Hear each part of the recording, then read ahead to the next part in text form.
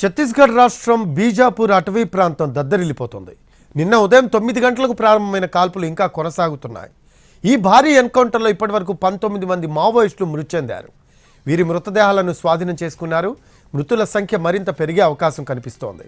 Encounter జరిగిన వెంటనే 4 మావోయిస్టులు మృతి చెందారు. ఆ తర్వాత 12 మందికి పెరిగింది ఆ సంఖ్య. ఈ రోజు ఉదయం వరకు 19 మంది మావోయిస్టుల మృతదేహాలను స్వాధీనం చేసుకున్నారు. తెలంగాణ సరిహద్దులోని బీజాపూర్లోని మరూర్ బాకా పూజారి కంకేర్ ప్రాంతంలో మావోయిస్టులకి భద్రతా బలగాలకు మధ్య కాల్పులు జరిగాయి. ఈ ఎన్కౌంటర్లో పాల్గొనేందుకు బీజాపూర్, సుకుమా, దంతెవాడ జిల్లాల నుంచి కోబ్రా, డిఆర్జీ, సిఆర్పిఎఫ్ జవాన్లు దాదాపు 1500 మంది వరకు తరలి వెళ్లారు.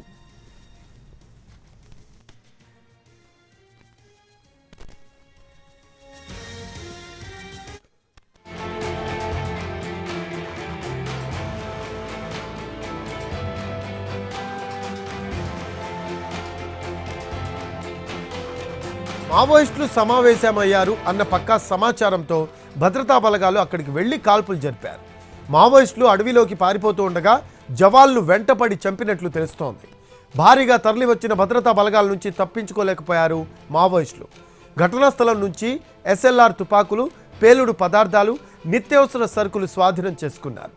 పారిపోయిన మావోయిస్టులను పట్టుకునేందుకు జవాన్లంతా అడవిని జల్లెడపడుతున్నారు. అటు భద్రాద్రి కొత్తగూడెం జిల్లా చర్ల, ములుగు, అలాగే ములుగు జిల్లా వెంకటాపురం బార్డర్ వరకు ఊసూరు అటవీ ప్రాంతం విస్తరించింది. గోదావరి తీర ప్రాంతంలో కూడా పోలీసులు నిఘా పెంచారు. పారిపోయిన మావోయిస్టులు తెలంగాణలో ప్రవేశించే అవకాశం ఉండడంతో ఛత్తీస్గఢ్ పోలీసులు అలర్ట్ చేశారు. ఇటు ఎన్కౌంటర్లో వెంకటాపురం, చర్ల, సెబెర్ ఏరియా కమిటీలకు చెందిన మావోయిస్టులు ఎవరైనా చనిపోయారా అని తెలంగాణ ఇంటెలిజెన్స్ వర్గాలు ఆరా తీస్తున్నాయి. ఇక ఛత్తీస్గఢ్కు బోర్డర్లో ఉన్న తెలంగాణలోని పోలీస్ స్టేషన్లకు భద్రతను పెంచారు. ఈ జనవరి నెలలోనే ఇప్పటివరకు 27 మంది మావోయిస్టులు మృతి చెందారు.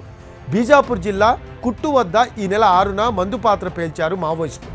ఈ ఘటనలో 9 మంది జవాన్లు మృతి చెందారు. దీంతో ఇదే ప్రాంతంలో మావోయిస్టుల ఏరివేతపై ప్రభుత్వం దృష్టి పెట్టింది.